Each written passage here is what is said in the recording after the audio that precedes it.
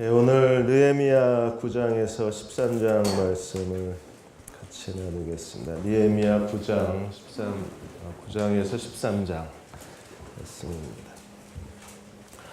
지난 12월 1일이 세계 에이즈의 날이었습니다. 그래서 세계 에이즈 날을 맞이해서 UN 에이즈 계획이 최근에 지난 2년 동안 일어난 에이즈 감염, 10대 에이즈 감염 실태에 대한 보고서가 나왔는데, 지난 2년 동안에 10대들의 에이즈 감염이 굉장히 빠르게 확산이 됐습니다.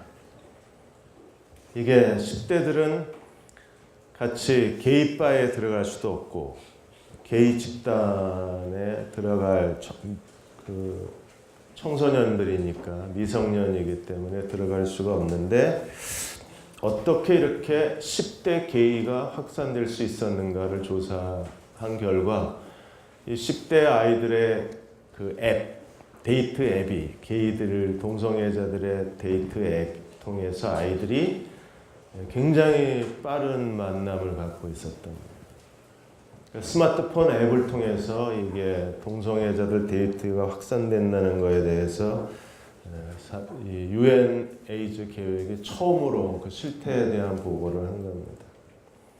10대 동성애자들은 같은 동성애자 만나기가 어렵습니다. 그런데도 굉장히 빨리 이 에이즈 확산이 이루어지는 게, 필리핀 같은 경우에는 지난 4년 동안에 에이즈 감염이 2배, 10대 아이들이 2배. 방콕 같은 경우에, 태국의 방콕 같은 경우에는 게이 3명 중에 1명이 에이즈 감염입니다.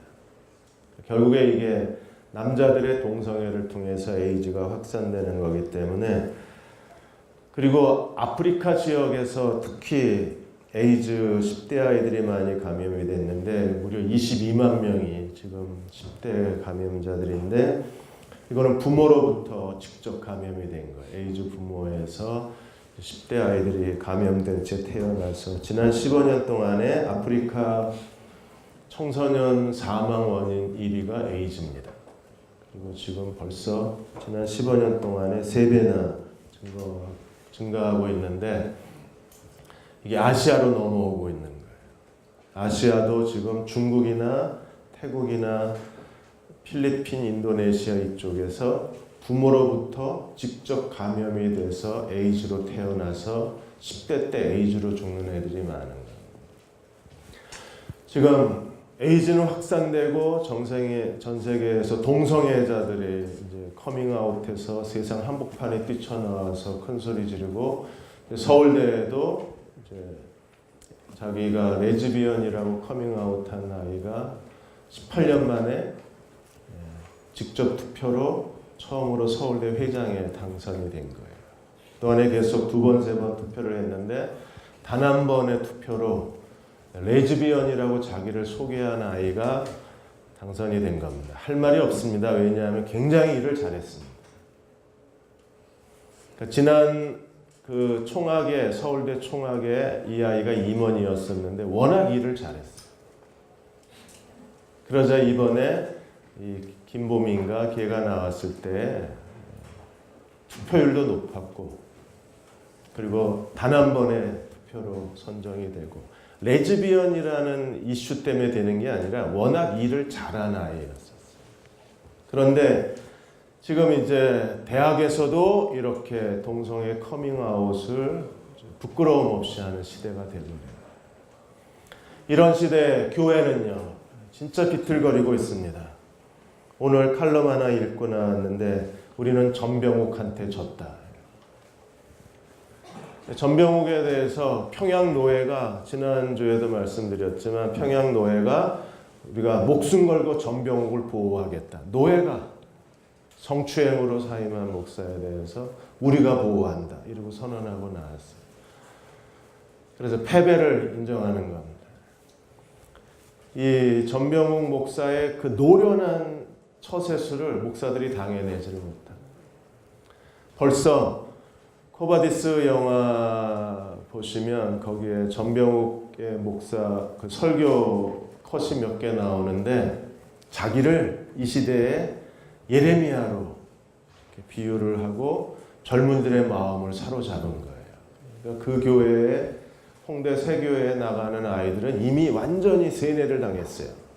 전병호 목사는 이 시대에 상처받은 예레미야 선지자다. 이렇게. 교회가 이렇게 점차 공동체 전체가 약화되어지고 복음의 능력이 사라지고 우리는 뭐가 옳은 건지 이제 다 잊어버렸어요. 진짜 뭐가 옳은 건지 모르겠어요. 이런 상황에서 느헤미야서는 우리들에게 새로운 도전을 주는 겁니다. 느헤미야 메시지가 뭐예요? 느헤미야 에스라. 단순히 하드웨어만 재건한 게 아니라 그 안에 있는 공동체의 잃어버린 정신을 되찾은 게 느헤미야 에스라잖아요. 느헤미야는 성벽을 재건하고 에스라가 중간에 7장에서 예루살렘 거주자 명단이 나오고 11장에 가서야 실제로 거주를 하는데 그 중간에 8장에서 10장까지가 에스라를 통한 율법의 개혁운동이 일어나는 거예요. 그러니까 단순히 조직의 개혁, 어떤 그 제도적 개혁이 아니라 그런 제도적 개혁과 함께 반드시 일어나야 될 게 우리 안에 내면의 개혁인 거예요. 하나님 말씀을 통한 내면의 개혁이 일어나야 합니다. 지금 9장에서 13장까지 계속 그 전개되어지는 사건의 전개가 이게 그리스도인이 어떻게 주님의 제자가 되어가는가, 우리가 제자가 되어져 가는 과정을 그대로 보여줘요. 제일 먼저 일어나야 할 가장 필연적인 게 뭡니까? 반드시 이게 있어야만 우리는 그리스도의 제자로 첫걸음을 내디딜 수 있는데 그게 뭐예요? 자기의 죄를 직시하고 자신의 죄를 참회하는 사람입니다. 그러니까 에스라와 더불어서 이스라엘 백성들이 9장에서 우리에게 충격적인 장면을 보여주는데 낮의 4분의 1은 하나님 말씀을 듣고 다시 4분의 1은 참회하고. 여러분 지금 우리 시대에 이런 일이 다시 일어나기를 소망하고 있는 거 아니에요? 차라리 자기의 목숨을 하나님 앞에 자기 목숨을 내놓고 우리가 원하는 게 이런 거예요. 하나님이 이렇게 해줄 테니까 너 죽을 수 있냐? 전 기꺼이 1000번이라도 죽습니다. 낮의 4분의 1은 교회가 성경을 읽고 낮의 4분의 1은 자기 죄를 참여할 수만 있다면 나는 내 목숨 내놓을 수 있어요. 지금 당장이라도 내놓을 수 있어요. 양 목사님도 아마 내놓을 수 있을 거예요. 우리 같이 죽읍시다. 우리가 죽어서 뭐가 해결이 되면 죽을 수 있어요. 만일에 여디디아 안에 이런 거대한 하나님 말씀의 부흥이 일어난다면 기꺼이 지금 이 자리에서 죽겠습니다. 그게 우리의 갈망이기 때문에. 권영찬은 뭐 이제 떠나니까 죽으라면 안 될 것 같고 우리만이라도 죽을 수 있어요. 죽어서 이런 일이 일어날 수 있으면 정말 우리 시대에 보고 싶은 게 낮의 4분의 1은 성경을 읽고 4분의 1은 참여하는. 그들은 참회 기도를 하는데 에스라가 성경을 읽으면 레위인들이 깨닫게 해서 이스라엘 백성들이 하나님의 율법을 밝히 알았다 그랬어요. 그러니까 율법에 대한 영적 통찰력이 있고 하나님 말씀에 대한 지적 회복이 있는 겁니다. 그러자 4분의 1은 이런 거대한 영적 무브먼트가 일어나요. 우리가 매일 복 있는 사람을 가지고 큐티를 합니다. 그리고 주일날 다시 설교를 듣습니다. 그리고 방주에 가서 나눔을 합니다. 이렇게 했는데도 말씀을 밝히 알지 못한다면 뭐가 문제가 있는 거예요, 우리. 심각한 문제가 있는 겁니다. 누가 거듭난 사람이 아니든지 아니면 거듭났는데 영적으로 지금 시원찮든지 매일 복 있는 사람을 큐티하고 그리고 주일날 그 5장 본문에 대한 말씀을 같이 듣고 그리고 방주에 들어가서 말씀을 쉐어링하는데 아무 일도 안 일어난다. 누군가가 심각한 결함이 있는 거겠죠. 근데 에스라와 레위인들의 그런 말씀의 협력 사역이 백성들이 하나님 말씀을 밝히 알게 하고 그 하나님 말씀을 깨달으면 말씀이 정면으로 우리에게 부딪히면 하나님 말씀만이 우리의 죄성을 깨닫게 해주는 겁니다. 내가 얼마나 더러운지 추한지 냄새나는지 지저분한지 인간이한지는 하나님 말씀으로만 죄의 각성이 일어나는 거잖아요. 그래서 사람들이 하나님 앞에 나와서 참회의 자리로 가는 거예요.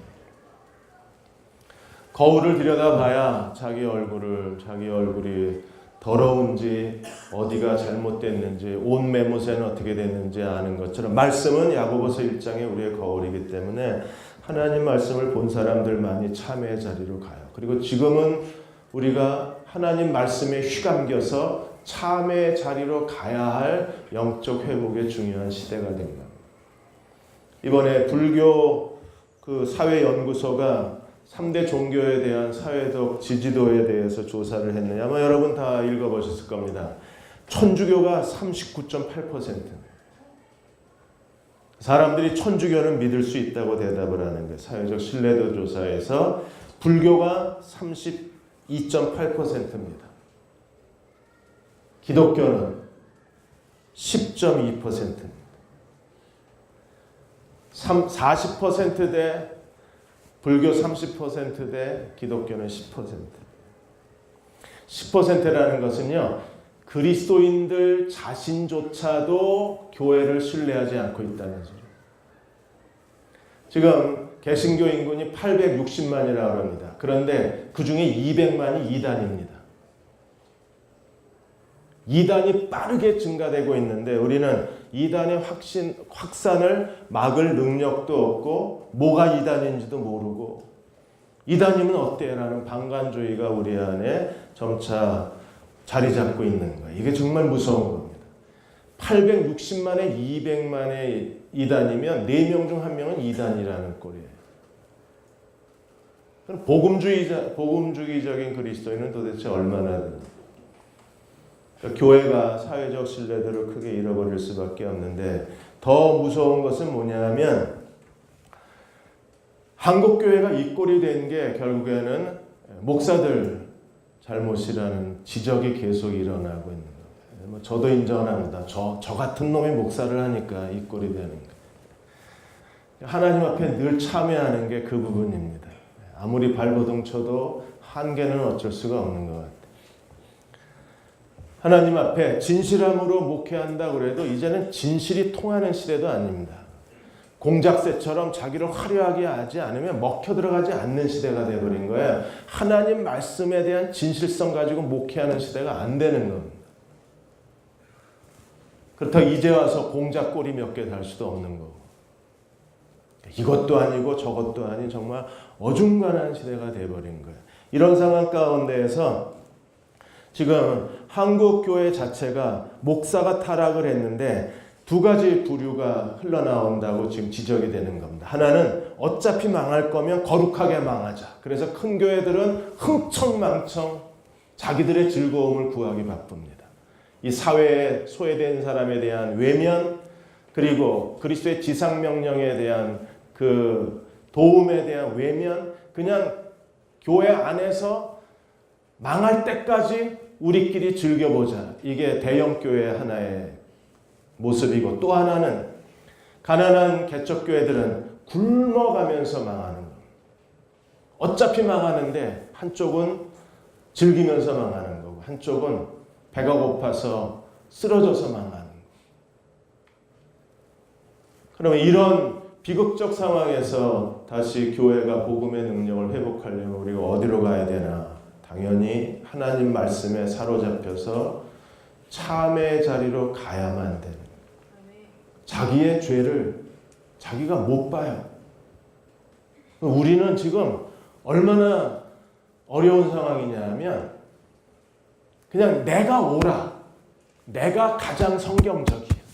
내가 믿는 게 성경적이고 그리고 내가 아는 게 성경적이고 내가 가는 길이 성경적이야.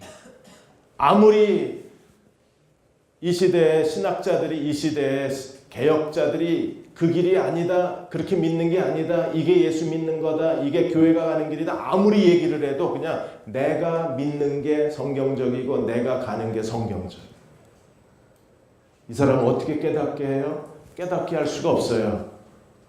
하나님 말씀만이 그 사람이 자기의 그릇됨을 알고 복음의 자리로 십자가의 자리로 나오게 할 수가 있는 거예요. 느헤미야 시대에 일어났던 이런 참회 운동이 우리에게 정말 필요한 거예요. 이 참여한 사람들은 그 다음에 반드시 어디로 갑니까? 언약의 자리로 가는 거예요. 10장에 가면 언약자의 명단이 나옵니다. 이 10장 1절에서 27절까지 나와 있는 이 언약자의 명단은 정말 소중한 사람들이에요. 이 사람들이 바벨론 포로 이후에 예루살렘을 개혁해낸 사람들이고 메시아 시대를 이끌어간 첫 문을 열어낸 사람들이고 신구약 중간기 속에서 메시아가 올 때까지 이스라엘 역사를 지탱하게 한 사람들은 예루살렘 거주자입니다. 정말 소중해요. 이 사람들은 삶을 결단한 사람들, 하나님의 언약에 인친 사람들입니다. 자기가 기꺼이 자원해서 하나님의 언약대로 살겠다고 결심한 사람들이 10장 1절에 27절까지 언약의 명단에 있는 사람들. 오늘 우리 가운데 몇 사람이라도 하나님 앞에 자기 인생을 결단하고 참회가 있으면 반드시 결단이 따라와요. 참회가 없으면 언약의 결단이 없는 거예요. 언약에 결단한 사람들의 명단을 성경이 기록한 것처럼 오늘 우리에게도 이 언약의 결단자들이 필요합니다. 이번에 타임지에서 애플 면접에 대한 33가지 질문이 나왔어요. 여러분 한번 검색해 보십시오. 거기에 전현직 애플 그 직원이었거나 임원이었거나 애플의 면접을 본 사람들에게 다 질문을 해서 33가지를 종합해 놨는데 적어도 면접 때 이걸 질문을 하는 거예요. 그리고 이런 창의성 그리고 이런 어떤 그 남들이 생각하지 못하는 그런 측면에서의 사고력 이런 걸 가진 사람만이 애플맨이 될 수 있는 거예요. 첫 번째, 계란이 2개 있습니다. 이 2개의 계란을 가지고 떨어뜨려도 깨지지 않는 최적의 높이를 구하라는 거예요. 계란 2개 가지고.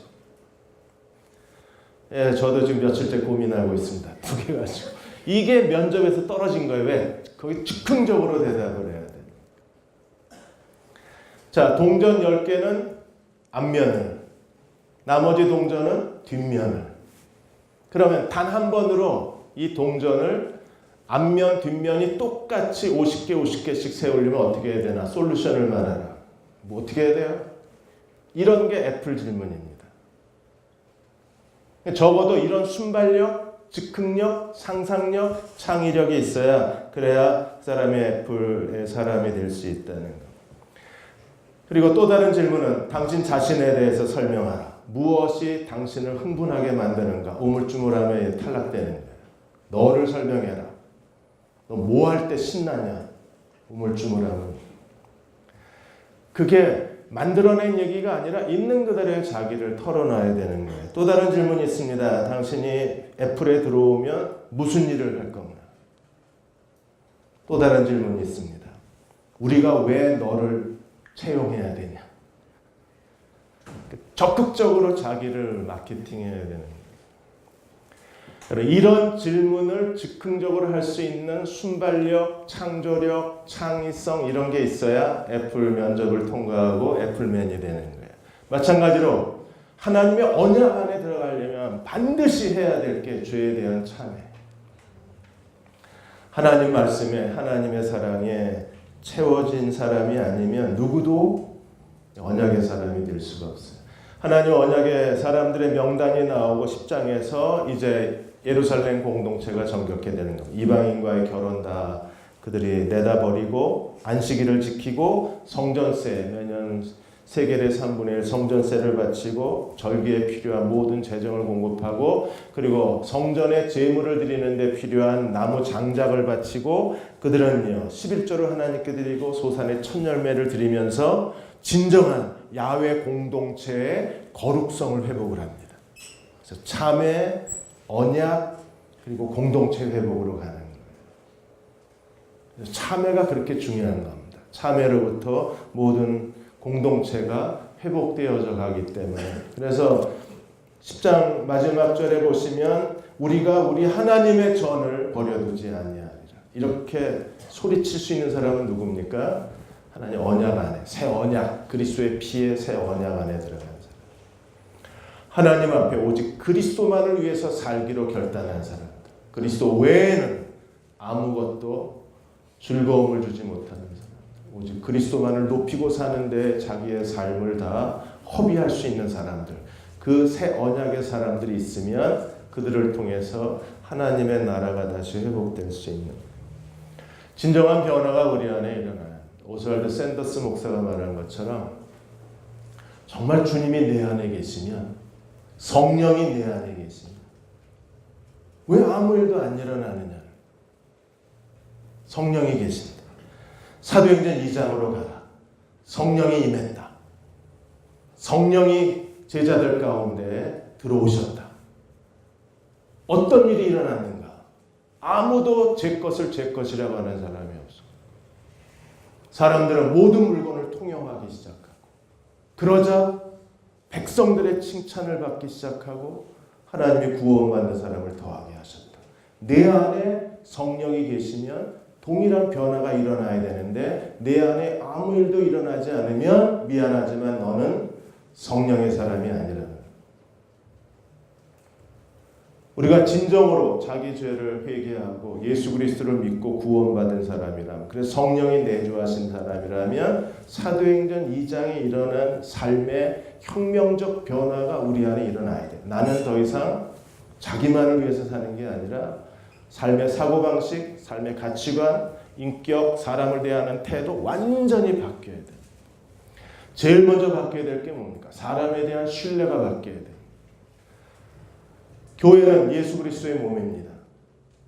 그래서 지금 수요일, 금요일 날 베드로전서 우리가 나누고 있는데 예수님이 리빙스톤, 산돌이시고 구원받은 우리가 리빙스톤 산돌입니다. 그래서 산돌과 산돌이 연결되어져서 하나님의 보이지 않는 성전이 지어져 가는데 이 하나님의 성전이 예수 그리스도의 육체라는 거예요. 살아있는. 그러면 산돌, 리빙스톤은 사람입니다. 사람이 하나님의 성전의 건축재료예요. 사람이 하나님의 성전의 돌덩어리인 거예요. 살아있는 돌덩어리. 그러면 나와 너가 연합이 되어져서 하나님이 거하실 성전이 되어져 가야 된다면 가장 중요한 게 뭡니까? 나와 너가 연합되려면 너에 대한 신뢰입니다. 사람을 신뢰할 수 있어요. 근데 우리는 너무나 쉽게 사람을 무시하고 업신여기고 비난하고 조롱하고 험담하고 무시하면서 우리가 하나님의 거룩한 성전으로 지어져 간다고 말합니다. 이 사람 안에 그리스도의 십자가가 있나요? 주님의 십자가는요, 남자나 여자나 유대인이나 헬라인이나 종이나 자유자나 다 그리스도 안에서 하나라고 그랬어요. 그리스도 안에서 하나라는 건 뭡니까? 이 세상의 어떤 자격과 기준 때문에 우리가 사람을 평가하는 게 아니라 그 사람을 있는 그대로 하나님 사랑하신 대로 사람을 받아들이는 게 그게 신뢰잖아요. 나는 너를 신뢰해. 이런 고백이 있어야 그 사람이 그리스도의 십자가의 언약 안에 들어가는 사람이에요. 근데 우리는 그 사람이 어떤 행동이나 인격이나 그 사람의 외모나 지적 수준이나 그 사람의 성격적 단면이나 이런 것 때문에 사람을 너무나 쉽게 무시하는 겁니다. 우리가 정말 언약 안에 있는 사람인가요? 그리스도의 피의 새 언약. 그리스도의 피의 새 언약은요, 사람과 사람 사이의 신뢰의 언약입니다.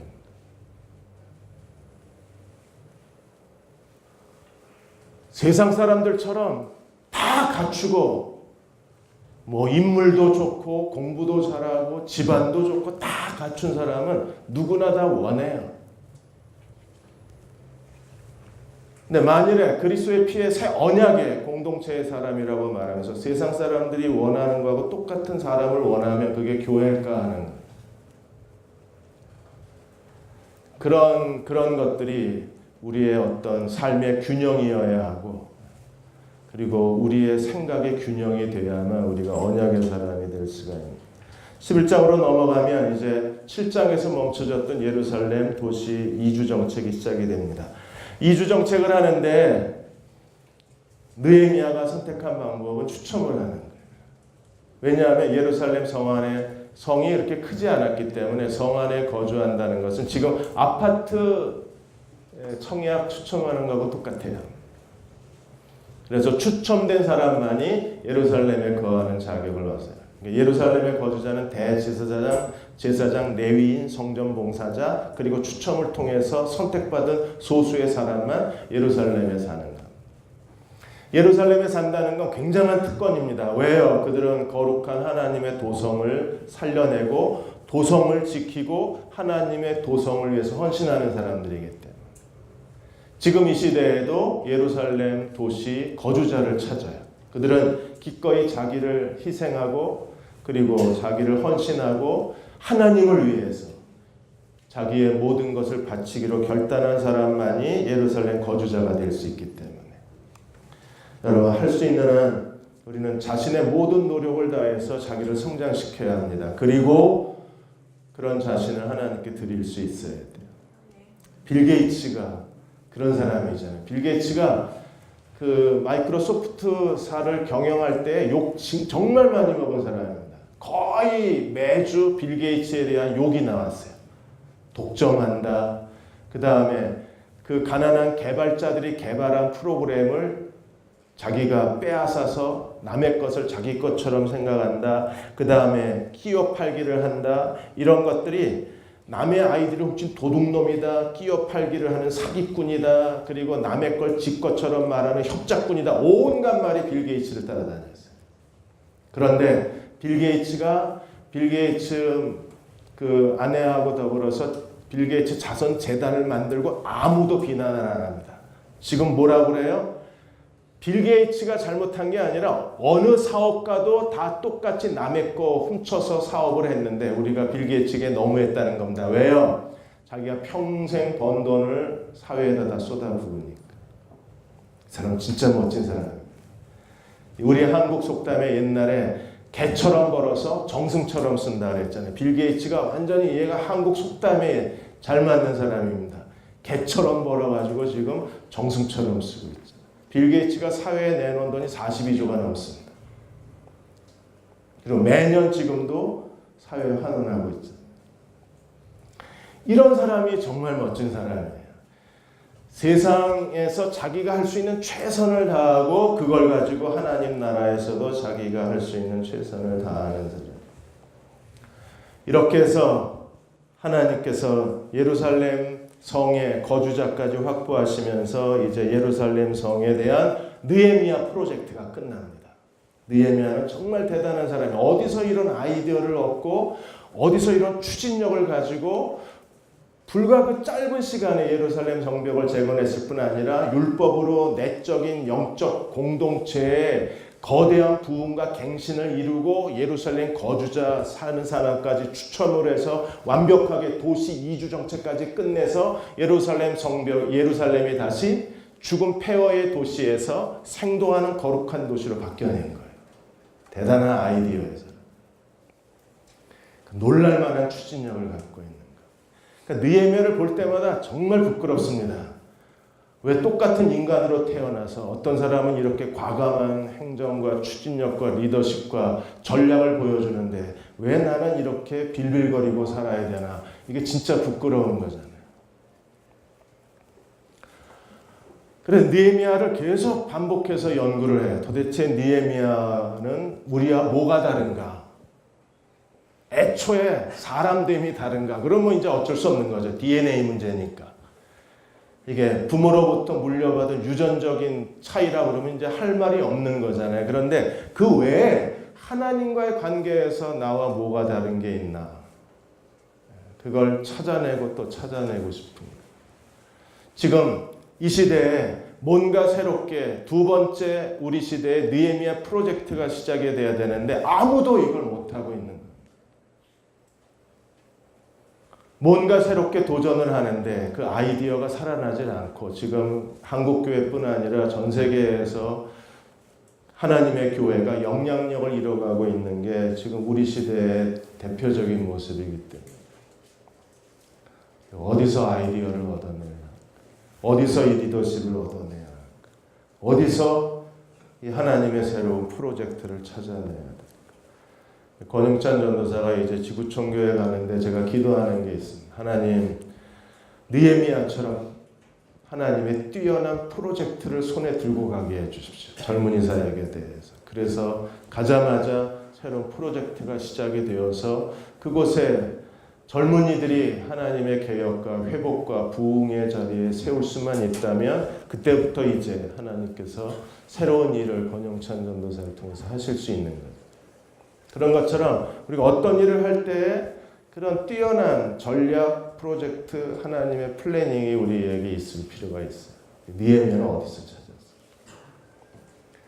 최근에 아이디어를 어디서 얻어야 되나 케빈 덤바 교수 칼럼이 실렸습니다. 이분은 1990년대에 그 분자 생물학 연구소에서 굉장히 많은 아이디어가 나왔어요. 분자 생물학 연구소에서 어디서 아이디어를 얻었는가를 찾아내기 위해서 CCTV를 달았습니다. 연구실에다. 그리고 연구원들이 어디서 아이디어를 찾는가를 봤어요. 아이디어 어디서 얻었게? 현미경을 들여다볼 때 아이디어가 나오지 않았어요. 어디서 아이디어가 나왔다고? 안 읽어봤어요? 어디서 아이디어가 나왔어요? 연구원들이 같이 커피를 마시면서 잡담할 때 아이디어가 나왔대요. 안 놀래네? 저는 정말 놀랐어요. 아, 그렇겠다. 근데 그 잡담이 그냥 일상적인 잡담이 어제 프로야구에 대한 잡담이 아니라 자기가 연구한 거에 대한 잡담이래요. 이렇게 연구해봤는데 잘 안 되더라.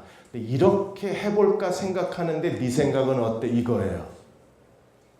근데 거기 있는 연구원들이 그걸 지지해주고 해보라고 격려해주고 내가 도와줄게 할 때에 아이디어가 나왔대요. 곁에 있는 지지자들이 굉장히 중요해요.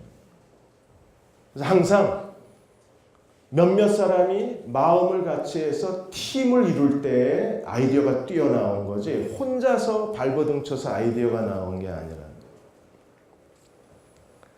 여러분들이 방주 모임에 들어갔을 때 그런 여디디아가 앞으로 어디로 가야 되는가 이런 대화들을 나누다가 어느새 사람들이 그거 좋겠다고 동조하고 네가 하면 나도 해줄게 하고 협력의 의사를 밝히고 그럼 한번 해보라고 격려하고 거기서 하나님이 같이 역사하시면 그게 이제 새로운 아이디어가 되겠죠. 느헤미야도 그 주변에 돕는 사람들이 참 많이 있었을 텐데 성경에서는 느헤미야가 어떤 사람의 도움을 받았는지 전혀 기록을 안 해요. 근데 반드시 느헤미야의 뒤에 뭔가 숨은 전략가들이 같이 있었을 거예요. 왜냐하면 하나님은 혼자 사람을 쓰시는 분이 아니시기 때문에.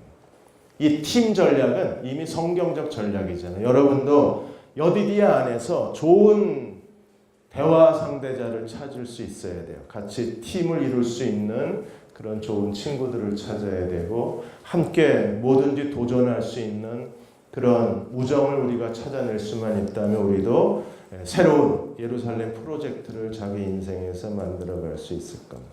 12장으로 넘어가면 이제 대제사장, 제사장들의 명단이 나오고 성벽을 재건합니다.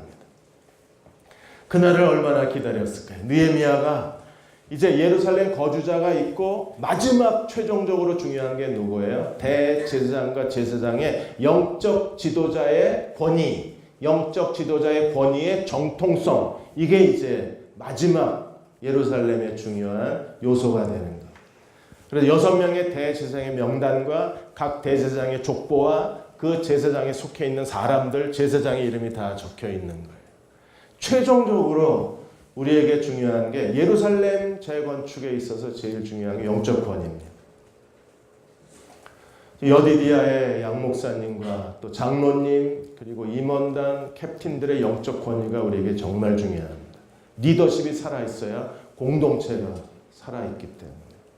캡틴들 여러분들이 방주에 들어가서 팔로워들에게 여러분들의 영적 리더가 인정을 받아야 합니다.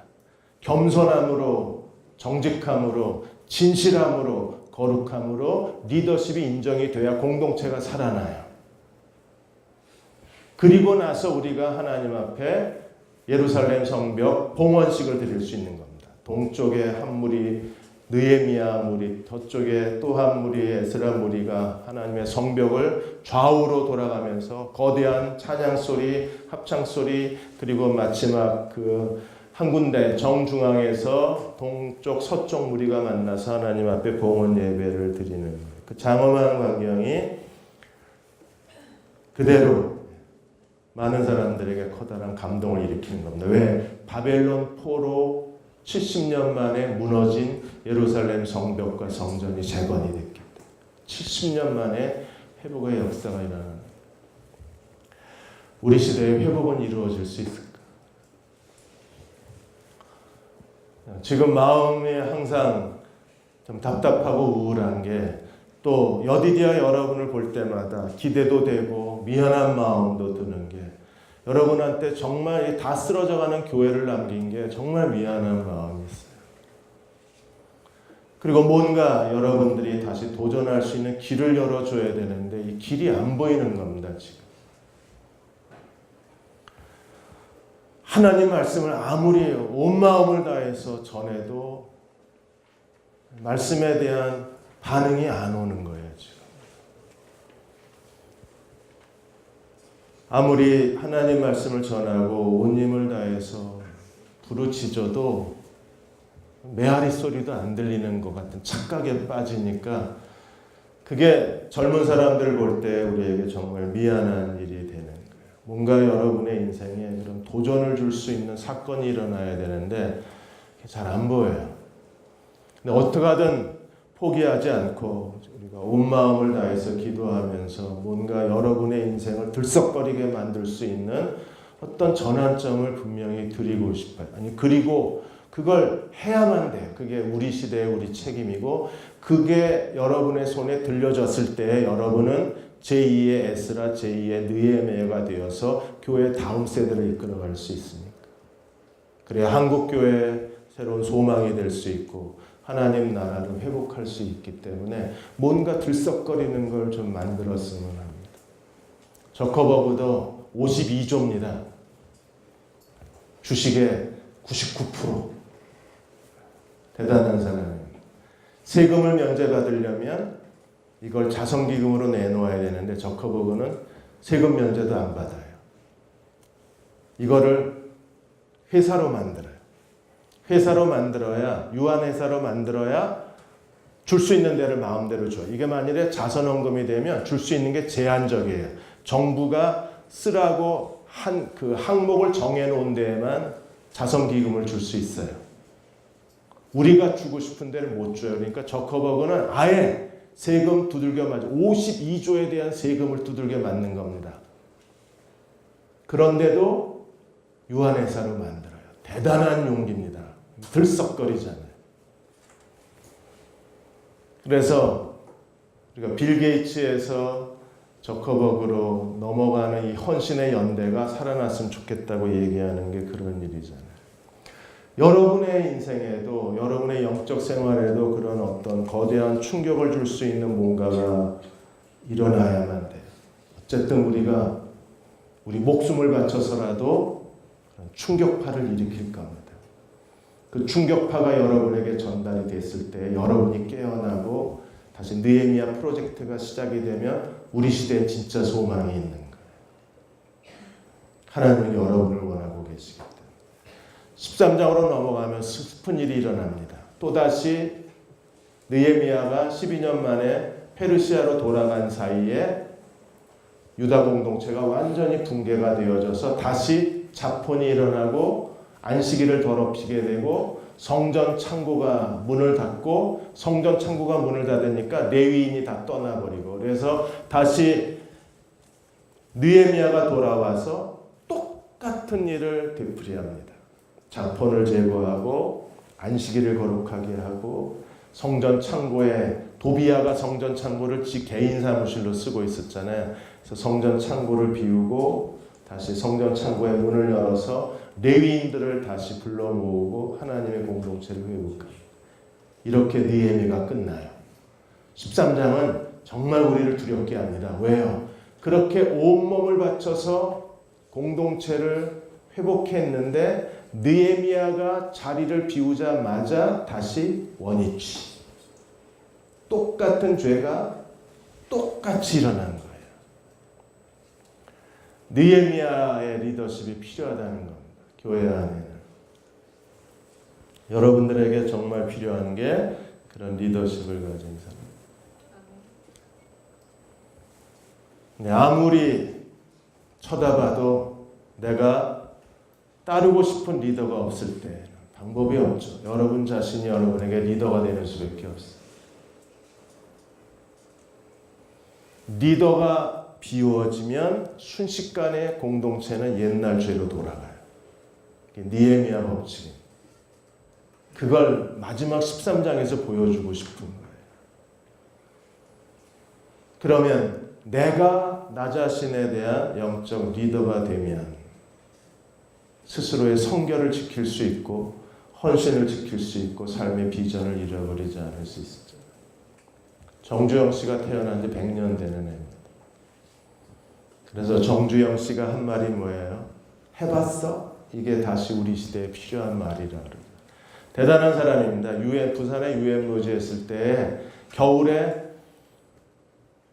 거기를 잔디를 입혀놓으라는 거야. 나라에서 지시가 내기를. 그러니까 겨울에 뭔 놈의 잔디를 입힙니까? 하루 지나면 다 얼어 죽지. 그런데 정주영 씨는 해봤어요. 정말 새로운 도전 정신이. 거기에 보리를 심어놨어요.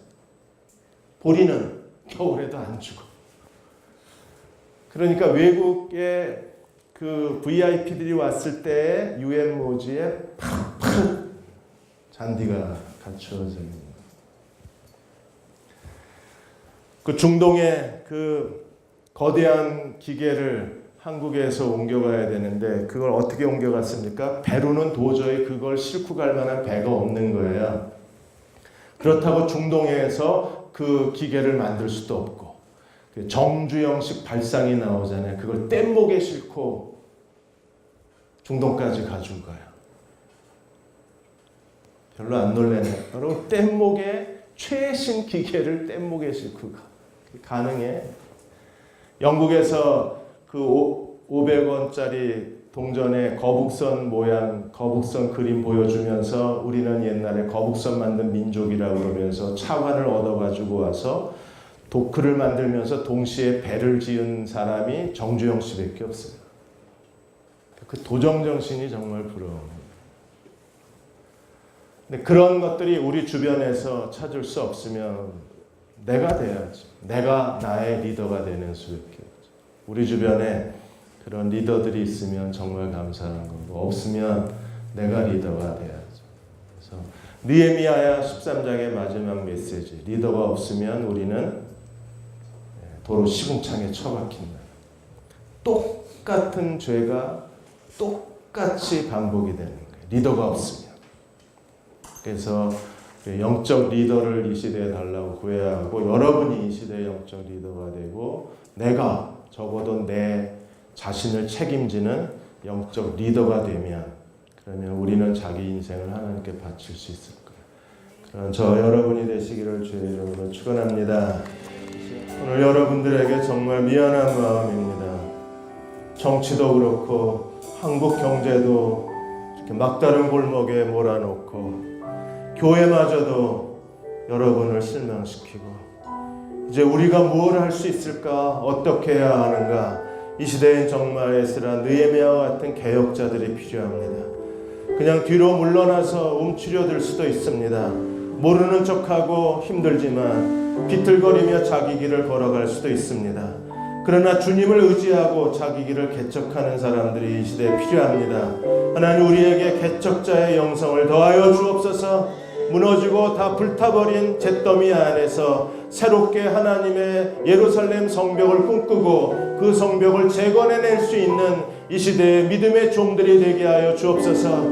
이 시대 제2의 느헤미야가 되게 하여 주시고 제3의 느헤미야처럼 자기 인생을 하나님 앞에 개혁하여 거룩한 제물로 바칠 수 있는 용기 있는 젊은이가 되게 하여 주옵소서. 도전하는 젊은이가 되게 하여 주옵소서. 주여 우리에게 말씀하여 주시기 원합니다. 우리를 붙들어 주시기 원합니다. 무엇을 하라고 우리에게 지시하여 주옵소서.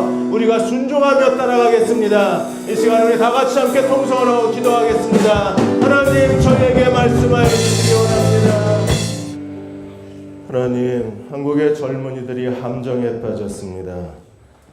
정치는 그들을 막다른 골목으로 몰아놓고 한국 경제는 뒤죽박죽 되어버리고 교회도 이미 성문이 다 불타버리고 계속 불타고 있습니다.